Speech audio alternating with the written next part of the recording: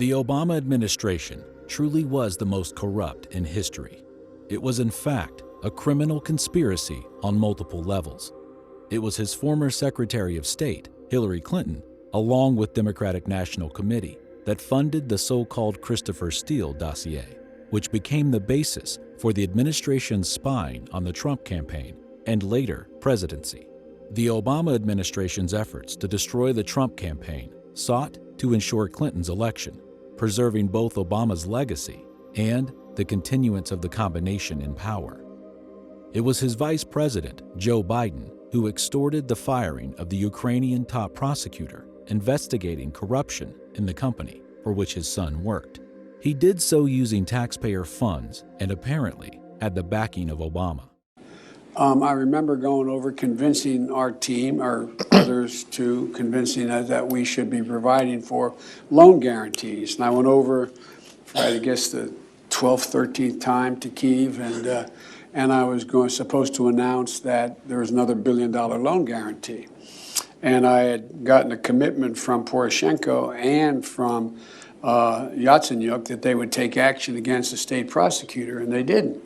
So they said they were walking out to press conference. I said, no, I said, we're not going to give you the $1 billion. They said, you have no authority. You're not the president. The president said. I said, call him. I said, I'm telling you, you're not getting the $1 billion. I said, you're not getting the $1 billion. I'm going to be leaving here. And I think it was, 6 hours? I looked, I said, I'm leaving in 6 hours.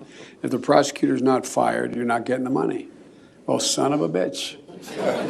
Got fired. And they put in place someone who was solid. It was his second FBI director, James Comey, who directed the framing of General Michael Flynn, President-elect Donald Trump's incoming national security advisor, setting a perjury trap.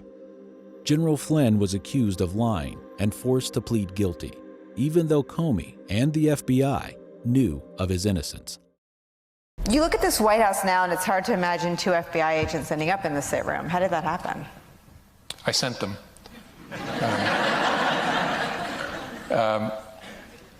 Something I probably wouldn't have done or maybe gotten away with in a more organized investigation, a more organized administration. If the FBI wanted to send agents into the White House itself to interview a senior official, you would work through the White House counsel, and there'd be discussions and approvals and who would be there. And I thought, it's early enough, let's just send a couple guys over. It was also Director Comey who signed the first 3 FISA warrants to spy on Carter Page, giving the FBI access to the Trump campaign.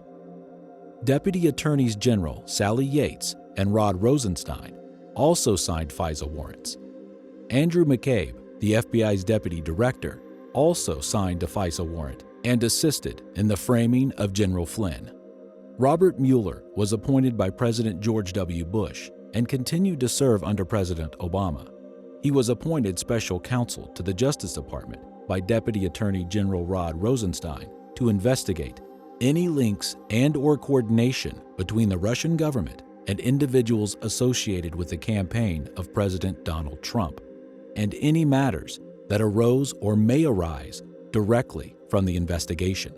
All those involved in the investigation, including Robert Mueller, knew that the investigation lacked a proper criminal predicate and amounted to a fraudulent and unfettered search for a crime against the president. Mueller's special counsel team was comprised primarily of Democrats, many of whom donated to Democratic causes and candidates. The more prominent members of the team include Jeannie Ray and Andrew Weissman. Ray, a registered Democrat, previously served as Obama's Deputy Assistant Attorney General and represented both Hillary Clinton and the Clinton Foundation in court. Andrew Weissman, another registered Democrat, donated to Obama's campaign in 2008. Mueller allowed Weissman, his so-called pit bull, to hire the team, ensuring it would be composed of anti-Trump hostiles. At the top of this vast criminal conspiracy to destroy the Trump campaign and all those associated with it sat President Obama. General Flynn's attorney, Sidney Powell, described it as wide and deep and involved multiple people in multiple agencies and went all the way up to the White House. Well, we're now seeing why the investigation is and has been taking as long as it has. This is wide and it is deep. It involves multiple federal agencies, multiple people at each of the federal agencies, all the way up to the White House. Her assessment that the White House was deeply involved is based upon 2 tweets between Peter Strzok and Lisa Page, both also deeply involved in the conspiracy, indicating that the president wanted to know everything and that the White House was running this.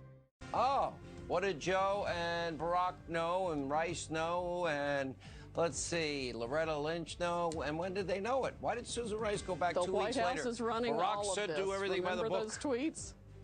Yep, remember those tweets. The White House is running this. He wants to know everything.